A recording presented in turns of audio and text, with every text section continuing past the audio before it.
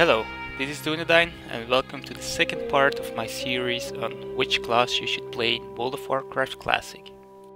In this part we will take a look at the Paladin, the Priest and the Rogue. We will start with the Paladin. Let's first take a look at what Blizzard had to say on their official website. Guardians of the Holy Light and Defenders of the Alliance. Paladins bolster their allies with holy auras and blessings to protect their friends from harm and enhance their powers. Wearing heavy armor, they can withstand terrible blows in the thickest of battles while healing their wounded allies and resurrecting the slain. In combat, they can wield massive two-handed weapons, stun their foes, destroy undead and demons, and judge their enemies with holy vengeance. Paladins are a defensive class designed to outlast their opponents. Blizzard also said they were typed to be a hybrid and they were typed to be secondary healers. This means they were not supposed to be primary healers, but they were more supposed to be somewhat kind of a support role in my opinion. They also comment on it as a more melee oriented hybrid. A Paladin is one of the hybrid classes. He can either do melee DPS as retribution, he can tank as protection, or he can heal as holy. The Paladin has no range DPS spec. Retribution is the main leveling spec, maybe because it's the only damage dealing spec. It is somewhat focused around Seal of Command, which is a proc based seal and deals damage around 7 times per minute on weapon swings. This means that if you have a slow weapon, you have a higher chance of proccing. There's also a slight movement speed increase buff in the Retribution tree, which really helps while leveling. Then we have the Protection tree. Protection is obviously focused around tanking, but Paladins are not great main tanks in endgame raiding. Paladins can however tank pre-raid dungeons, and they can be pretty good while doing that. Protection Paladins can also be useful while leveling, and some people like the Protection tree in PvP. The last tree is the Holy tree, which is focused on healing and is probably the main spec of most level 60 Paladins. The Holy tree is mostly focused around small and cheap heals. Paladins are often considered to be the best tank healers in game and they are very mana efficient. Paladin leveling can be pretty slow, it's probably one of the slowest. That may be because they have low DPS and they are basically auto-attacking their way to level 60. Many people think that's boring and it might seem boring at first sight, but in my opinion they have a lot of interesting flavor and spells. Some of the more useful spells while leveling are Divine Shield, or better known as Bubble, and also Healing, which make them very strong in a 1v1 situation. They are not very good against multiple mobs though, and therefore some people think Consecration might be a thing while leveling. Some of the more unique spells of the Paladin are their buffs. They have the most buffs of all classes in the game, and they have them in the forms of auras, blessings, and seals. They are very much a support class or a buffer. They also have some anti-undead specific spells, which are good while leveling in certain areas, like Duskwood or the Plague Lands. Some other unique spells are Divine Sacrifice, which kills the Paladin in order to save a teammate, or also their Judgments and Seals. Their Judgments and Seals give them a very unique, somewhat auto-attacking playstyle, but in my opinion, this gives a lot of flavor to the class. At last, Paladins also have a free level 40 mount, which is a huge advantage if you are leveling on a new server, because you don't have to save money, and at level 60 they also have a quest for a mount, but that still costs a lot of money. Paladins can only be played by the Alliance of course, and can only be played by humans or dwarves. Humans have a huge advantage with the improved weapon skill, which makes them the go-to race for PvE, while the dwarf racial is very useful for PvP. As I said before, in PvE raiding, Holy is widely considered to be the only viable spec. It might even be the best healer in the game. It certainly is the most mana efficient healer in the game. They usually spam Flash of Light, which again may seem very boring, but is actually very enjoyable as it crits very often and you'll barely see your mana bar drop. Tanking could work in early raids, but it's mostly useful because of the extra blessing you can get deep in the tree. Red is usually considered to be unviable in raiding, but if you want it hard enough, you can probably get a spot. Look at Asphalt for example. Also, if you're lucky, you may find a spot as a hybrid. Depending on the balance patch you will get, you will have 5-minute buffs, changing your role to mainly buffing instead of healing, which is very unique and fun in my opinion. As of the last update of Blizzard, we will probably be getting 1.12 though. Raids often take a lot of paladins because of their buffs and their strong heals. Many people however play a paladin, but you will still most likely be able to find a guild pretty easily because of how useful paladins are. In PvP, to keep it short, all specs have something different to offer. Paladins are a very strong PvP class in any spec, especially if partnered with engineering to fix some of their issues they have, like a gap closer. The fantasy of the Paladin is definitely one of the more interesting ones for me. They are basically the honorful holy warriors in shiny armor who rather give their own life than have one of their friends die. They are very much focused on defense, even though they are not the main tanks of World of Warcraft vanilla. Their armor sets are probably the nicest armor sets ever made, especially tier 2. It is too bad that they are not very well statted in the early tiers though. I see paladins as the proud knights, riding on their horse, looking out for the helpless and the poor. They spend a lot of time patrolling areas, but they also like to spend time in their city castles to have their armor being polished and their weapon being sharpened. In the meanwhile, they like to sit with their fellow paladins and have a laugh. Some of the most honorable paladins even have their own room in the castle. Paladins also like some time on their own, which they prefer to spend in a library, studying books. They may also spend their alone time in the church, praying to the holy light, or just enjoying the silence. So, if you like being the honorable defender of the Alliance, if you like studying books or learn about the holy light, or if you like being the most mana efficient healer in the game, a Paladin might be just the class for you. Next up is the Priest. This is what Blizzard said about priests. Priests are the masters of healing and preservation, restoring their wounded allies, shielding them in battle, and even resurrecting their fallen comrades. While they have a variety of protective and enhancement spells to bolster their allies, priests can also wreak terrible vengeance on their enemies, using the powers of Shadow or Holy Light to destroy them. They are a diverse and powerful class, highly desirable in any group, capable of fulfilling multiple roles. Furthermore, they type priest as a primary healer, and in their comments they say it's the most sought after class for any group. Priests are no real hybrids, but they can still fulfill multiple roles.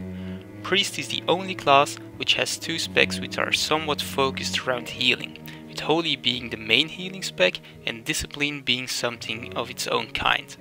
Priest can also deal damage in the Shadow spec.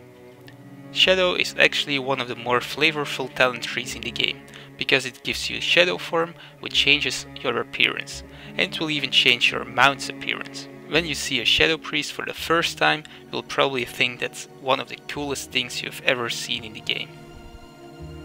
Priest leveling is neither slow nor is it fast. Priests usually level in Shadow, and they will use their wand quite a bit.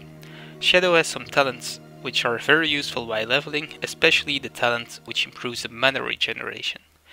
Because priests have shields and heals, they can go toe to toe with slightly higher level mobs, but they can't take many mobs at the same time. Priests don't have a lot of downtime while leveling in Shadow because of that specific talent and their wand use. Leveling Shadow is also perfectly okay to be able to heal in dungeons. An interesting feature of the priest class is that priests are the only class which have race-specific spells.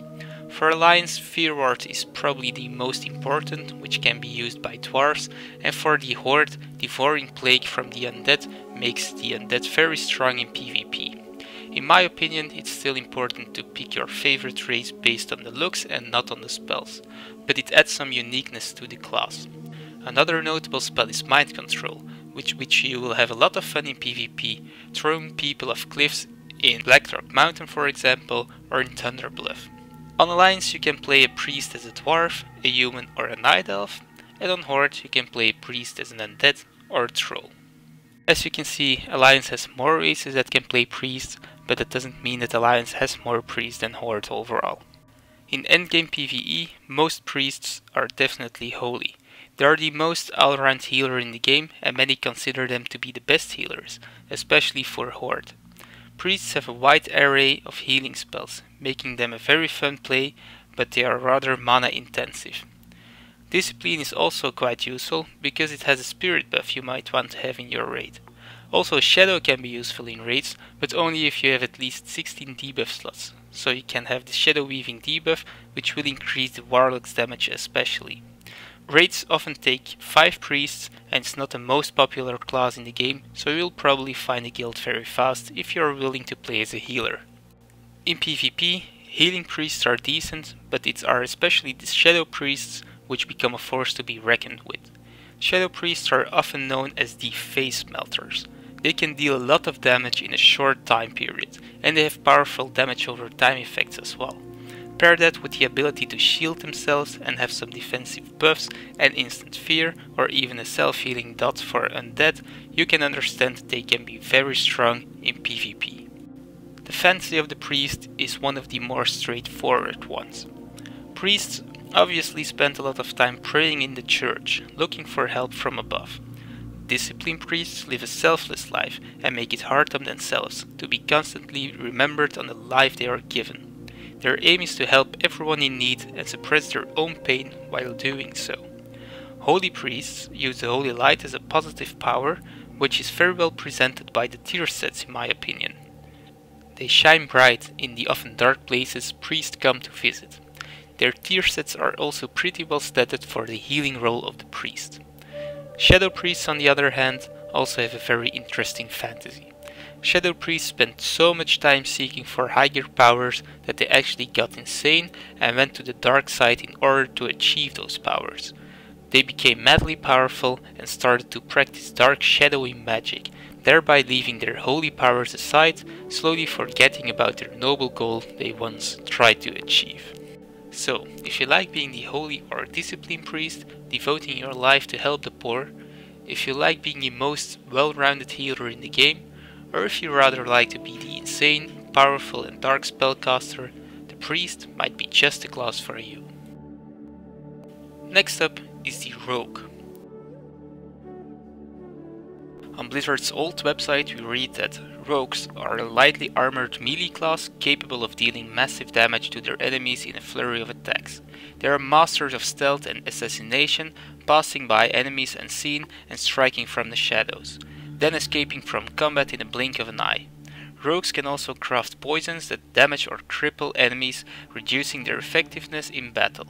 Groups will find rogues valuable. Not only do they deal massive damage, but they can open locked doors or chests and disarm hidden traps as well. Rogues are typed to be primary melee damage dealers, and on their comments they say, rogues are a favorite among those who like to deal damage. Rogue are another pure DPS class, this time focused around melee DPS. While our rogue specs center around melee DPS, they still have distinct features in which they excel. Assassination improves on poisons and dagger combat, while combat is the go-to PvE spec, which mostly is played with swords, but can be played with any weapon, mostly daggers if not swords. Combat doesn't improve on any specific skill of the rogue apart from getting better in just plain melee combat. Subtlety is focused around stealthing around and is often seen as the PvP spec, but also has some interesting talents like Hemorrhage. Rogues have a very hard time leveling.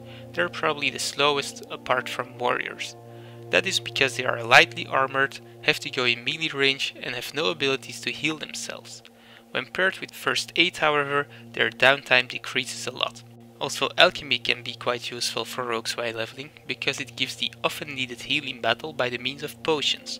That's not to say that alchemy is a mandatory thing for a rogue to level of course, it's just a welcome help. Rogues are unique in that they are a stealth class, together with the Feral Druid.